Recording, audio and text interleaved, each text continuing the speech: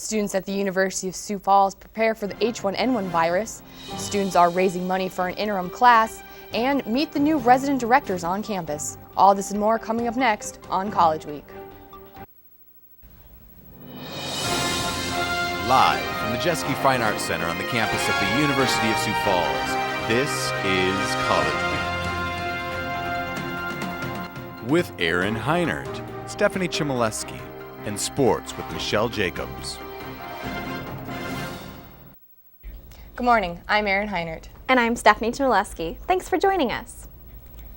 The H1N1 virus has been appearing on the news since last spring, but students on campus do not seem to be disturbed by the potential outbreak. College Week's Aaron Heinert reports. Buzz on this highly contagious form of the influenza virus seems to be spreading faster around the USF community than the bug itself. While students, faculty, and staff are trying to prepare the best they can for the potential outbreak, some are still worried. Well, because I've been sick a lot, so then I always read online what the symptoms are, and then I get scared that I have it, but I don't think I do. People have died just like regular people have died from the flu. I think everyone should have, a level of concern, not only with H1N1, but with the flu too, because people have died from it. With a case yet to be confirmed on the USF campus, school officials would like to keep it that way. Dan Boyle is the director of Residence Life. He says that students need to pay attention to what is going on. That's kind of the beginning process. Is student awareness is really important, resident awareness on campus as to what they're doing.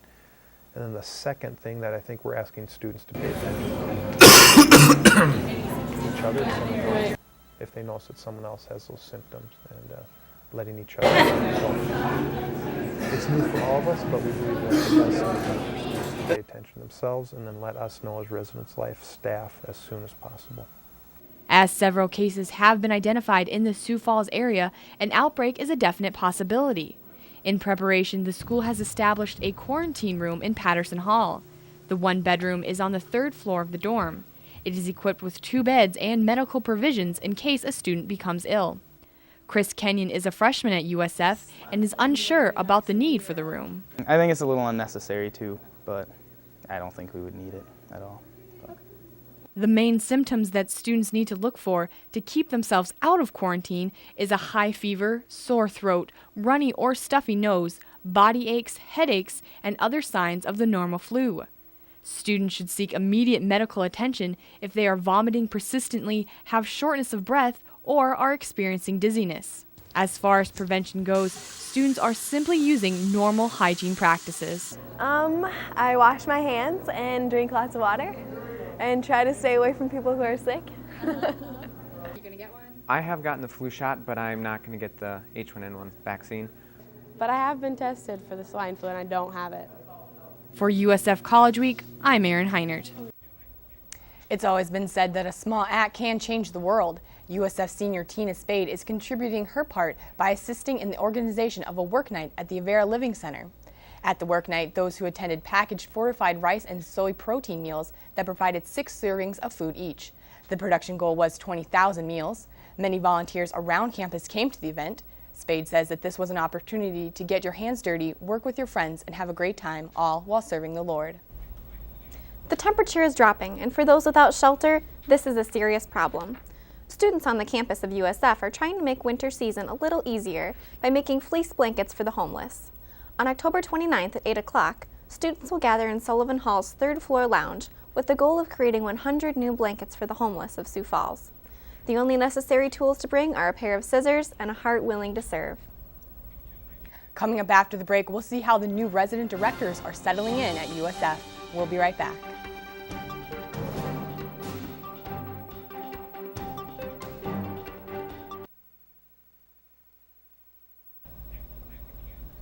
Students on campus may have noticed a few new faces in charge of the residence halls. With more on the story, here is Cameron Keys. The residence halls on the USF campus have experienced some changes over the summer. Aside from new paint and mattresses, they include new resident directors Alex Heiner and Tara Westerman. My role as a residence director in Burgess Hall is to more or less maintain order and cleanliness and peace in the building of Burgess Hall and maintain my residents' morale and self-esteem and those kind of things. Tara is not a stranger to the campus, and now that she is back at USF, she tells us what she is most anticipating for the coming year.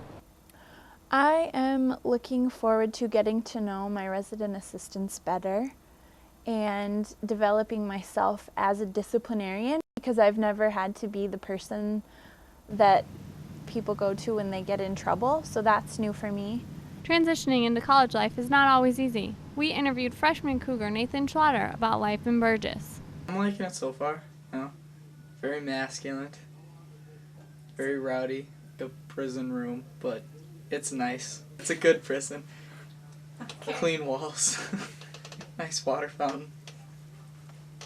So if you see Alex and Tara around campus, don't forget to give them a friendly hello. For College Week, I'm Cameron Keys. The question, Can I Kiss You, is the basis of nationally renowned speaker and author Mike Domitris' presentation.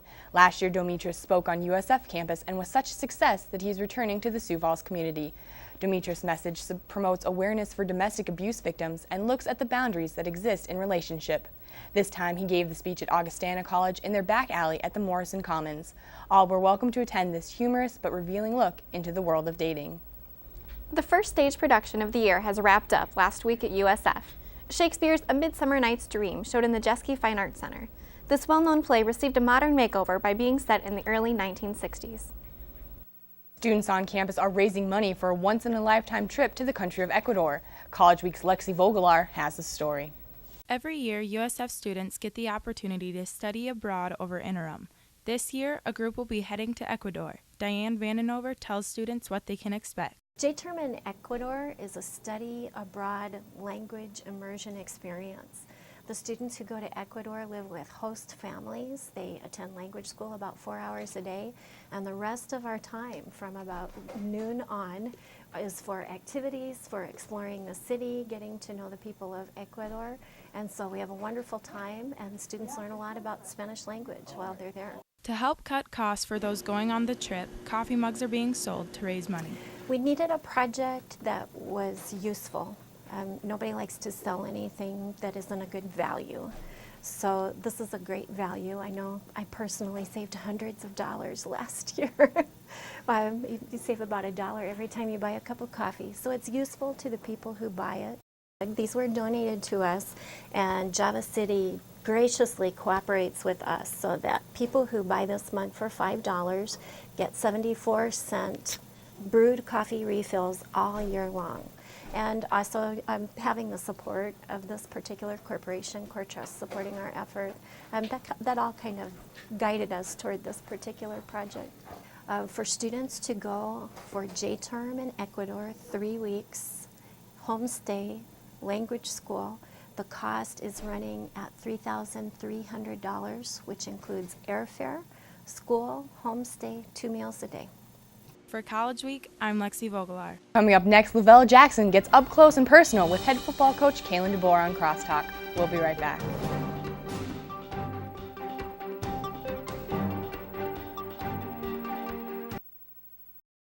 Good morning and welcome to Crosstalk. I'm your host, Lavelle Jackson.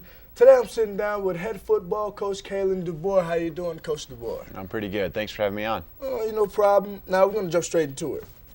Since taking over in 2005, you are 59-3 with a 13-2 postseason record.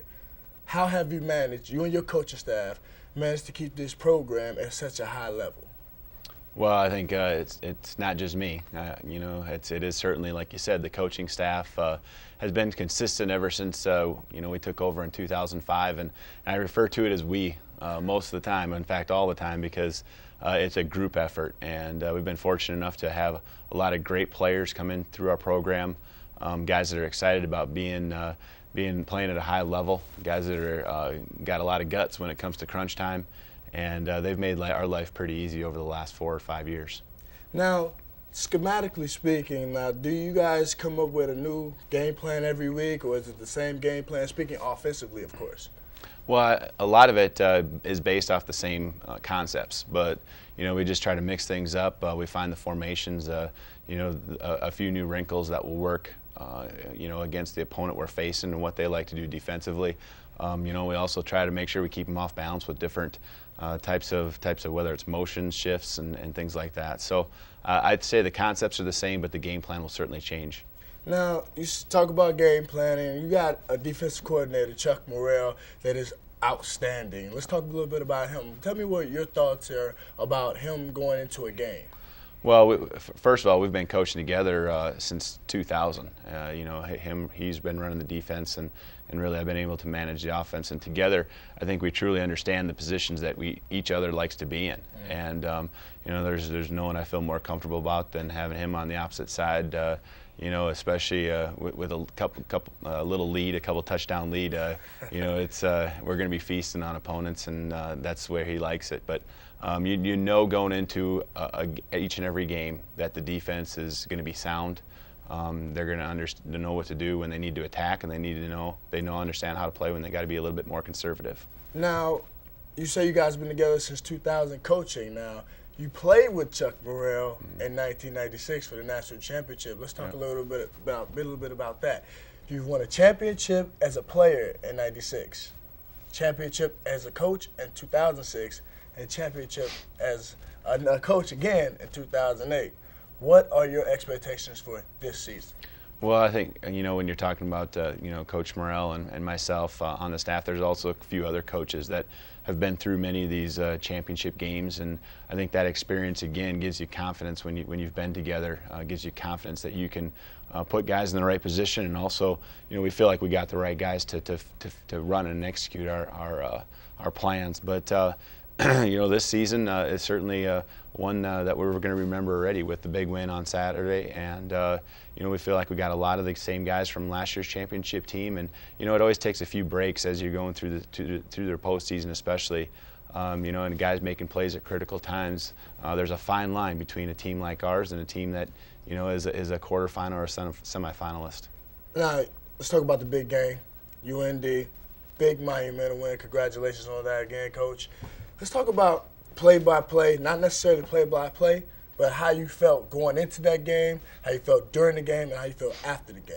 Well, as the week went on, I think the coaches and I think the players certainly understood more and more that there's an opportunity to win this game. I think we found things that we could take advantage of them on, not just vice versa. And we really found some matchups that I thought favored us. I thought the players did an excellent job of understanding what we wanted to do, how we were going to have to execute in order to beat University of North Dakota.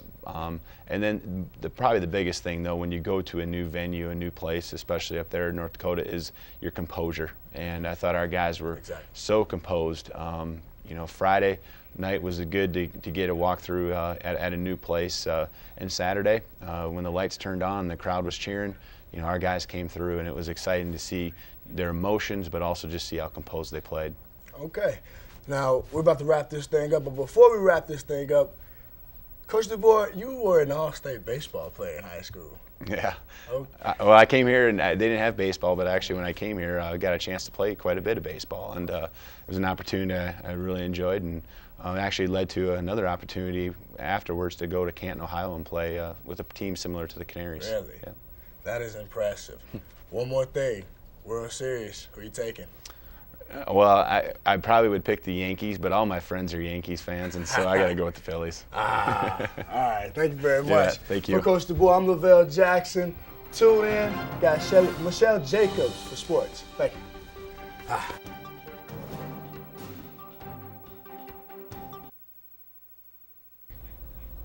And now it's time for sports with College Week sports reporter Michelle Jacobs. So Michelle, big win for the Cougars last Saturday. Yes, it was against UND. Hopefully they can continue this weekend.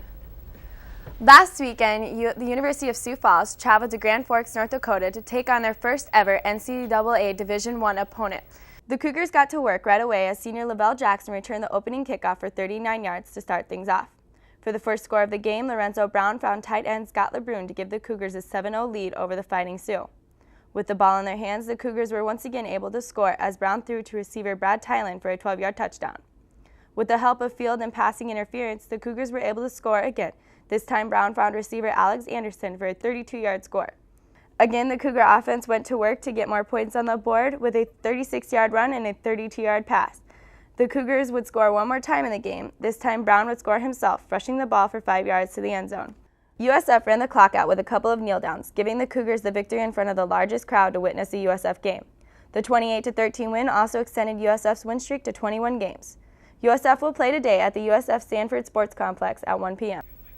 In other sports news, this past weekend, the University of Sioux Falls women's volleyball team went 2-0 against their conference opponents, Concordia University of Nebraska and Hastings College. In a 3-0 sweep, Concordia University Friday evening, the Cougars were led by junior Danielle Roars. The Cougars then played Hastings College, who is receiving votes in the latest NAIA polls, last Saturday afternoon. After the Cougars took the first game with a 25-19 advantage, Hastings easily won the next 2 sets. Facing the loss, the Cougars fought their way back to send the match into 5 sets. The teams continued to show their competitive spirits by forcing a 5th set to go into extra serves before the Cougars pulled away with a 18-16 win. Roars once again led the Cougars with 14 kills, while freshman Sarah Kohler provided potent from her middle blocking position with a total of 10 kills. The women will take on the Warriors of Midland Lutheran College this afternoon at 3 p.m. And that's sports for the day. Wow, those were some big wins for the Cougars. Yes, it was. Okay, thanks, Michelle. Thank you. A part of the USF experience is to try to make the shift from high school and home to college and dorm life a little easier. Tyler Hitchcock sits down with a few freshmen to hear their thoughts on the year so far. With the new school year comes new students, and most of which are freshmen. Here at USF, the freshmen have a few expectations that they hope will be met.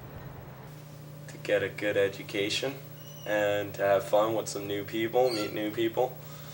Expand my knowledge, obviously, in coming to a liberal arts campus. I was expecting it to be a really friendly but diverse campus.